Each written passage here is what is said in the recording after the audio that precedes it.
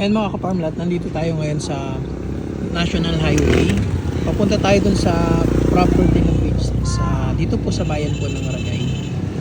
Dito lang po ito sa JRS. So yung ano po natin dito, yung landmark, ito pong Hotel Uno.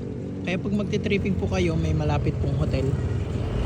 Tapos may gasolinahan po dito. Ayan, yung Villars. Tapos dito po papasok yung property.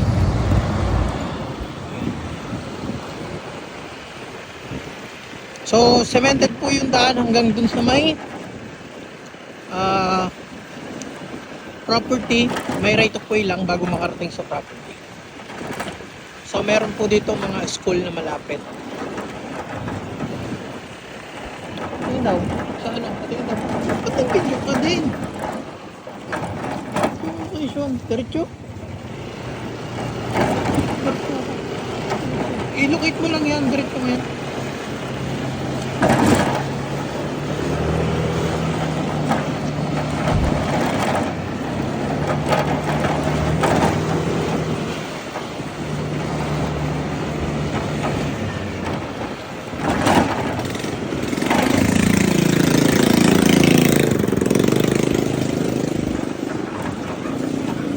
Yan, may malapit Isa sa pong maganda rin sa PNR. property po bago ka makarating, merong riles na tatawiran, which is pag yung project na PNR, yung Okay. Manila to Bicol na biyahe na PNR. So yun, maganda po nga, isang improvement din dito po yun, maliban doon sa expressway na TR5.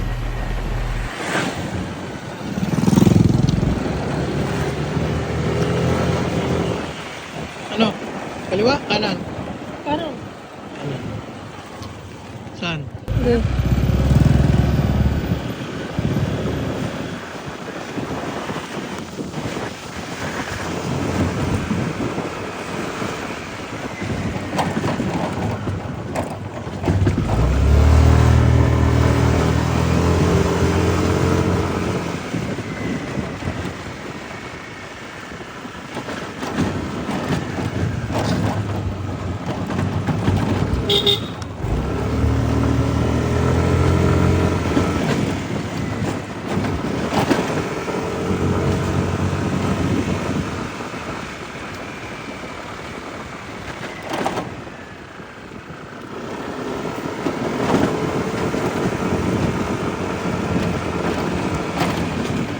Yan, diretso lang yan.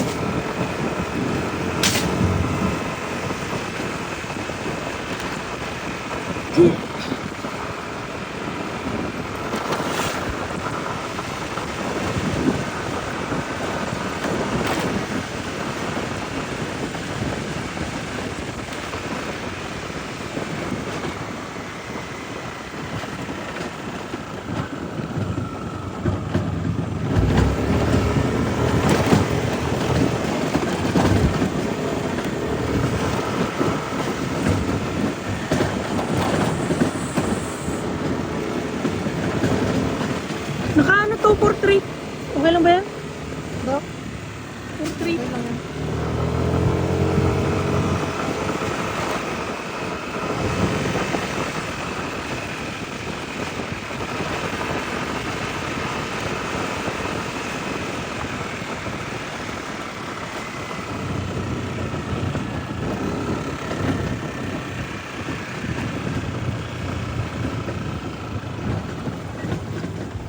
Mahirap road pala.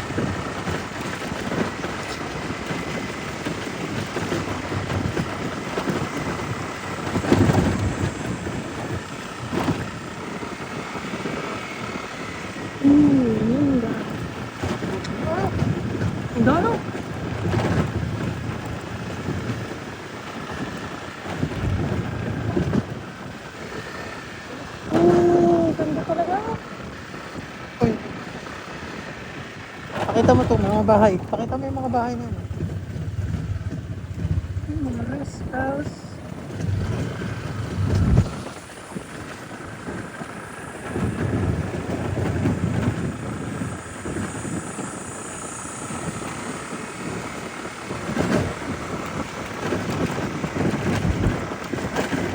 Pumunta tayo sa tuktok.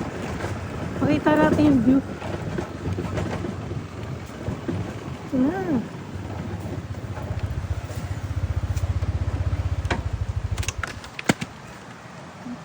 Uy, maganda pati ang tubig. Eto na tayo mga ka-farm lot. Ayun yung property. Paglampas ng puno na yun. Yun. Andun na. So ito yung right of way. Yan, papaganon dito. Dadaan. Ito yung gagawing right of way mga ka-farm lot.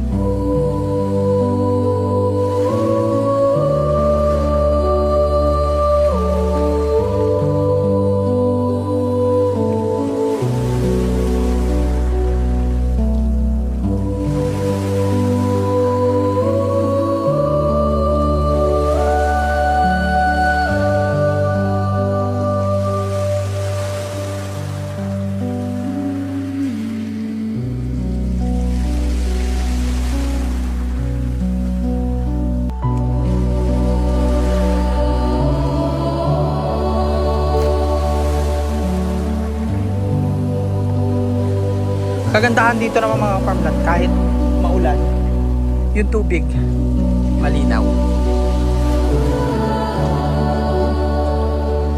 Madugo na kaya ako. Bata. Paris lang maliliit na naglalangoy. Hello mga ka-farm lot, itong pinapakita po natin ay vlog number 214. Ayan, nandito po tayo ngayon sa napakagandang view. Naku, parang paraiso to mga ka-farm lot. Ito yung pag nakita mo tapos wala ka pang pambili, naku, mapapakamot ka talaga mga ka-farm lot. So ayan mga ka-farm lot, kaya tayo nandito ngayon kasi yung mga buyer natin, yung subscriber natin, mga FW na gusto nang mag-avail ng property na to ay hindi pa po nakakapili, kaya nagre-request sa atin na videohan ng bawat lote. Ayan, subdivided lot po ito na meron pong 5 beachfront na 2.5 million ang bawat lote at ang bawat sukat po ay 2,000 square meter, at meron pong 3 available dito na farm lot na may sukat na 2,992 square meter na naghahalaga po ng 1.5 million. All expenses for transfer ay shoulder by the developer o yung seller natin, including po yung road development dun sa ating right of way at yung beach access ng bawat farm lot na mabibili po dyan. At ayun na nga mga farm lot, umpisa na po natin ngayon sa lot 5. Eto. Ayan. May nakalinyang mahogany na bakod. Tapos pagdating dito, unti-unti pong umahon. Pero mas magandang elevation itong sunod na lote. Pero ang good thing naman, pag ahon bigla niyan, kapantayan na sa ibabaw. Ito po yung muhon. Mula po dito, hanggang dyan sa may bakod na yan, ito po yung sakop ng lot 5. Ayan. Ito yung bandang likod ng lot 5. Ayan. May view pa rin siya. Tabing dagat ka na, overlooking view ka pa.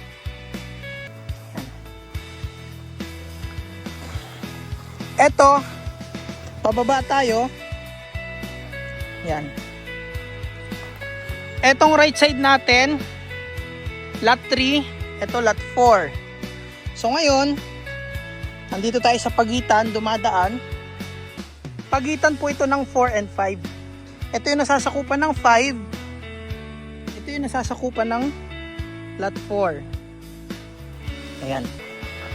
So nandito tayo ulit sa pagitan ng 3 and 4. Ito yung 4, ito yung 3.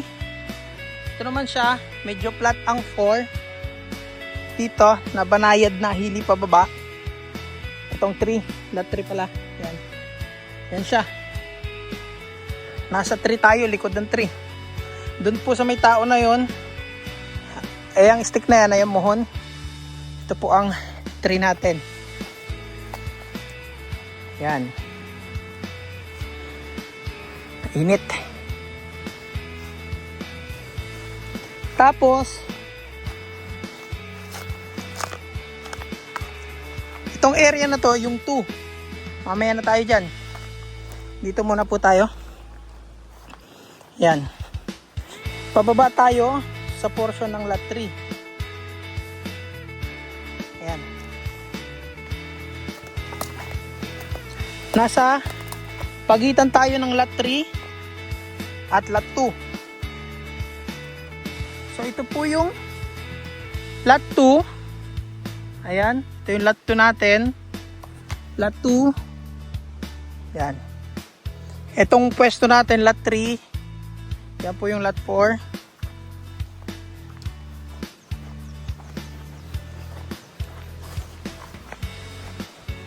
Ayan. So, banayad lang talaga yung pababa niya. Yan, kita nyo naman. Sukal. Yan. Malapit na tayo.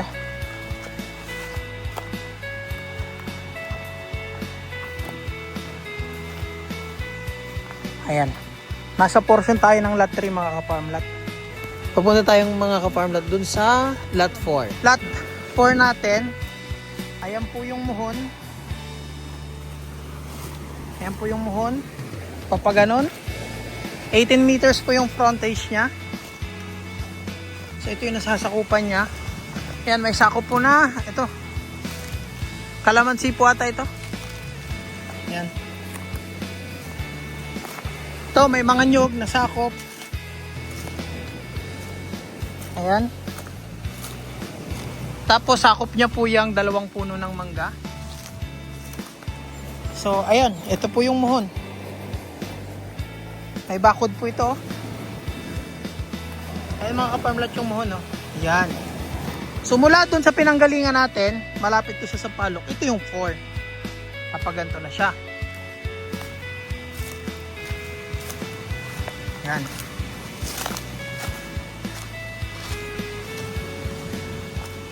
Ito, sakop po niya itong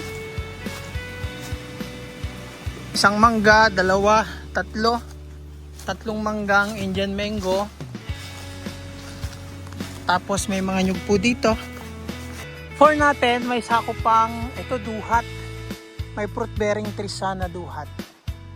Ayan. Muntik nang maging sakop ng lot 5. So nung in-estimate ko, binilang ko yung meters. Ayan, sakop na siya ng lot 4 natin. Ayan.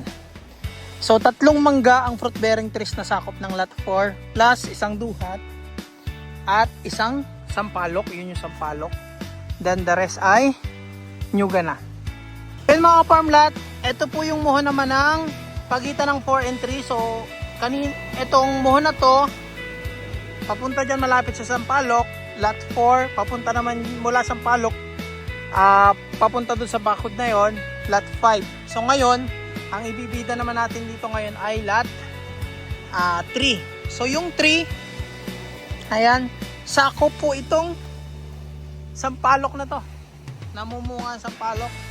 May bakod po. Yan. Yung ating lot 3. Kapantayan. So, sa harap ng dagat, wala pong mangrove. Ayan. May mga tanim na mga puno-puno malilim. Meron pong natalisay. Yan. Ganon din po yung lot 4. Halos lahat naman po ng lote malilim ang harap ng dagat. So masungit lang po ngayon ng dagat, maalon siya. Ayan. Ayun. Eto mga ka-farm lot ang muhon ng lot 3. Sako po itong talisay. Tsaka yan Sampaloc na yan. Nasa lot 3 tayo. Uy! 2 sampalok po ang sakop ng lot 3 natin. Tapos, presko dito sa tabing dagat kasi may puno ng sampalok, may talisay. Ayan po yung araw. Ayan, ngayon po ay alauna na. Tapos, yun, paangat dun. Naman tayo ngayon sa lot 2. Mula po sa muhon na yan. Ayan. So, hindi natin sakop sampalok, lisya. Ito, ang sakop ng fruit bearing trees dito ay lukban, 2 puno ng lukban. Tapos, hindi siya mangrove mga kaparmlat. Yung puno lang siya na nagbibigay lilim sa tabing dagat. Ayan. Papunta tayo dito sa nasasakupan pa ng lot 2. Saktong location yan dito banda. Ayan, basta dyan banda po yan. Ito yung nasasakupan ng lot 2 natin mga kaparmlat. Ayan, may mababang nyog. Mula dito mga kaparmlat, ito sakupan natin itong nyog na to. Mula dito papunta naman doon, lot 1 naman. Ayan. So ito yung harap niya. Ayan. Hanggang dun po ang muhon nito. Ayan, paakyat. So, andito tayo ngayon mga kaparmlat sa portion na lalagyan ng 5 meters na access road na mga farmlot sa likod. Yung 3 lote doon. Ayan. Dahil, ayan, naglagay po sila ng tanda. Yan, tsaka yan. 5 meters po yan. Dito. Yan. Ito yung access na 5 meters. At magiging road right of way ng 3 farmlot sa likod. Tapos mga ka-farmlot, eto na ang start ng lot 1. So ngayon mga ka-farmlot, masama panahon, may low pressure kaya masungit ang dagat. Kaya yan, maalon. Pero mostly, ng weather dito, kalma ang dagat. Ano po? Kaya sobrang linaw. So ngayon, sobrang lalaki ng alon. Kaya yung mga pinong buhangin na sama sa alon, so medyo malabo siya tingnan. Ayan. Pero, malinaw pa rin yan. Mga 10 meters mula dito sa malalakas na alon na to, sa tabi, malinaw na ulit. Kaya makikita nyo naman. Yan po tayo galing. Ito po 3, ito 2, ito 1. Mga ka-farmlot, guyabano rin po ito. Ngayon mga ka-farmlot, nandito tayo sa 5 meters na access road or road right of way ng bawat lote. Ayan. Ito po. So ito yung lot 1. Ayan. Merong puno ng akasya. May sakop na langka. Wow. Ganda ng view dito. Oh. Pag naalis tong puno na to, mas magandang view. Tapos dito kayo maglagay ng bahay. Tapos kapantayan to mga ka-farmlot. Oh. Yan, may langka. Tapos may mga guyabano. Puti ang puno. Ganda. Picturean ko nga ito. Yan. Ayan siya. Ito yung akasyang tanim. Yan.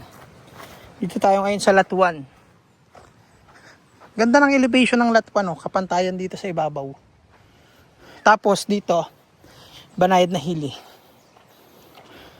Halos pareha siya ng elevation ng lot 5. Ito po, lot 2 ito.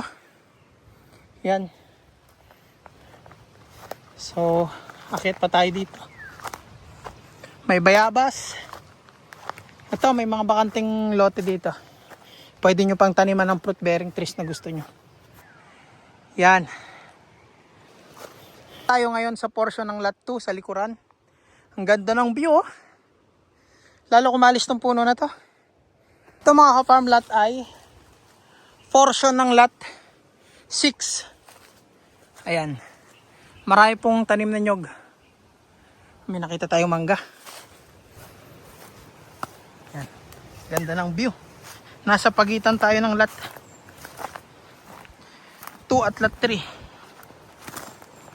Yan. Ayan, tapos na po yung ating vlog. And ayan mga ka-farmlat, hanggang dito na lang yung ating video at maraming salamat po. Ako po si Jeffrey Palmado at hayaan nyo pong mapagserbisyon ko po kayo. At looking forward na makasama po kayo sa tripping. And dagsang biyaya po sa inyong lahat. Naway ingatan po tayo lagi ng ating amang liwanag sa kalangitan, ng ating amang Jesus sa kalangitan at sa lahat ng mga banal na anghel sa kalangitan. Patuloy nyo po kaming gabayan at ingatan. Maraming salamat po at ingat po tayo mga ka-farmland.